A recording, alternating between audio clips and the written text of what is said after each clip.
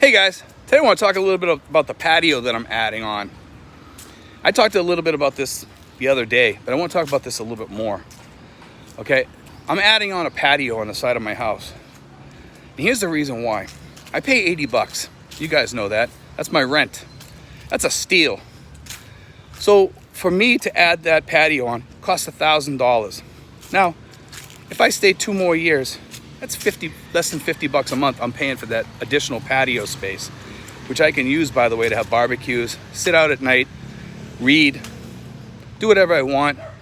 It'd be nice having that little extra space out there to just kind of fall asleep during the day, put like a rooftop out there or whatever, or some sort of screen to keep the sun from beating down on me heavy during the day.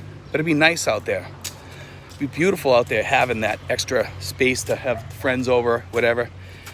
I kind of like that. I kind of dig having people over and having a little bit of space. And I like sitting out there at night. I could get a telescope or whatever, look at the stars, just enjoy it out there. And the biggest thing is the barbecues. I love having barbecues. But also the kids could go out there, they could play out there.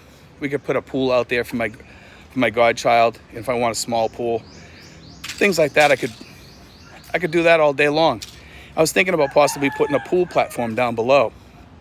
I'm considering that. Pool platform wouldn't cost more than probably, $300-$400, and then put a pool on top probably for a couple hundred.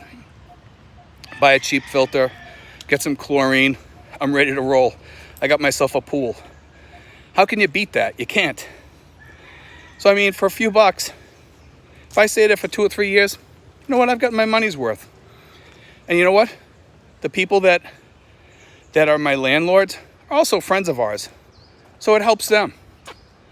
A lot of people are very self-centered, I notice, in a lot of vlogs, and sometimes on my vlog too. They're like, they don't want to give up $1. They're too cheap. All the older guys, they're like, man, they hold that last dollar. It's like, I'm going to hold that dollar and you ain't going to touch it. That's the way they are. It's like, look at it this way.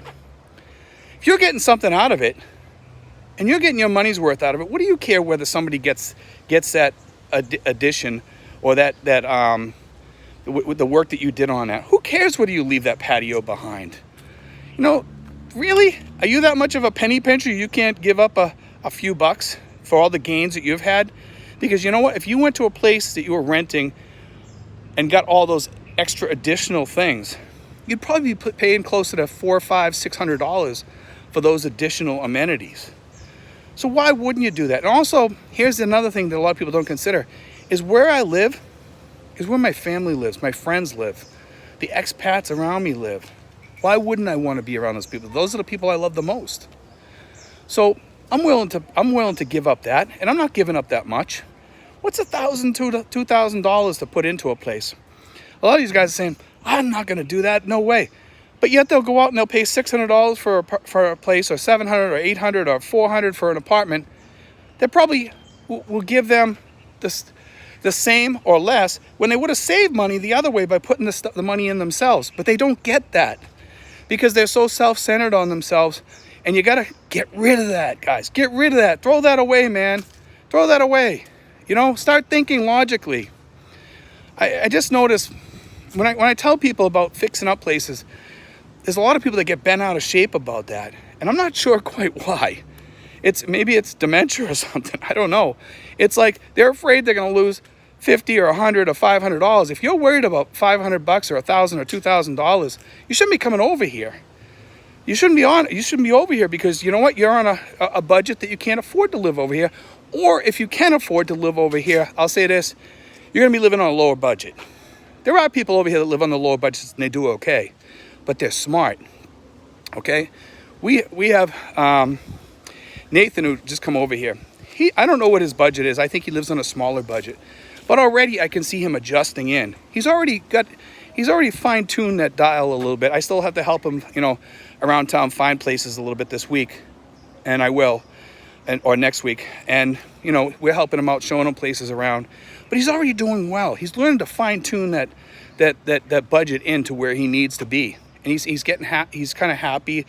He's figuring things out and he's learning. And everybody that comes over here, we have different people that come in here. Some people live cheap at first and they just let the money build up in their account or whatever for the first year or two coming here. They're like a bachelor for like a year or two till they get everything dialed in. They find the right girl that they want to stay with. So, and that's okay. I understand that, because you don't want to settle down yet. You're waiting to find somebody or whatever. And then when you find somebody, you'll find a place where you want to live. Now, for me, will I live in my house forever? I don't know. But you know something? If I move and I leave those improvements, what do I care? What do I care? It's not going to hurt me to leave $1,000 or $2,000 worth of improvements behind. And you know what? They'll make more in rent. You're helping them, and you helped yourself for a couple of years, because you know what? You had an improved lifestyle for a couple of years. You're happier. You're better off.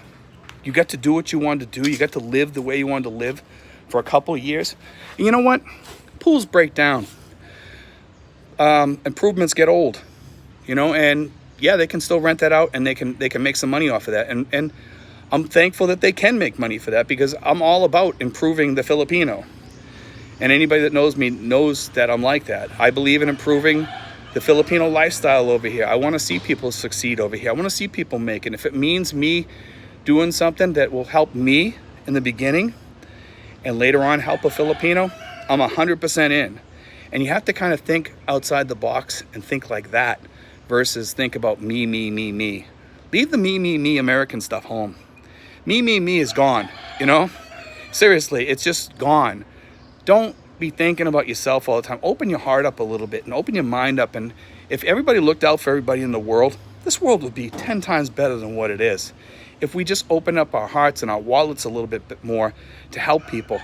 I'm not telling you to open your wallet and just throw it out to people willy-nilly. I'm not saying that. Get your money's worth like I'm going to do. And then let somebody else have a share in that too. And also, you can invite your friends over. You can invite your Filipino friends. They can enjoy the patio. You have a pool down below or whatever. And I'm not telling everybody, hey, do the same as me. I'm not saying that. You might have different ideas that might suit your needs, but it'll also help out your landlord or whoever in the future. On these low-budget rentals, they're not bad. They're decent. Now, I'm not saying get an $80 apartment like some of the ones over there, because there's not much you can do with those. There's not a lot you could... The only improvements you can really do over there is like cabinetry and maybe AC. Our place has a lot of room around on the side and in front of us, and we have space to make a patio on the side. We have a patio in the front, but we also have space on the side to do that, and we could do something down below. And I'm going to talk to the landlord more to try to get all that stuff all figured in and all dialed in so we can agree on something. But I definitely do plan on changing some things around the house, and I think the patio would be a good thing to do, and also probably build like a place to put a pool. And I think the pool would be like the best thing of all, because I think that would be really, really nice to have a nice little pool down below where we could swim, you know, and get some sun out there and put some patio chairs out there. I got too much sun today, but you know, I still like to lay out in the sun once in a while a little bit, even if I have to put some suntan lotion on or some sunblock or what have you. But anyway, guys, I wanted to throw that out there. Don't be Cheap Charlie. Cheap Charlie left, you know. We don't like Cheap Charlies here. You know, I just tell people, if you can gain something off your money and later on it'll help somebody else, do it. If you can get your money's worth out of doing something over a couple years, and what do you care then if you leave it behind for somebody else to share? Some people are like, well, I don't want to leave that behind for somebody. I'm the one who built it. Why am I going to leave that for them? Who cares? You got your money's worth out of it. Stop being Cheap Charlie. You're in the Philippines. Be kind, you know, love one another. That's all I can say, you know, but Americans bring that mentality that kind of, it's almost like a hateful attitude sometimes that they have. Don't be that guy. God bless, guys. Take care.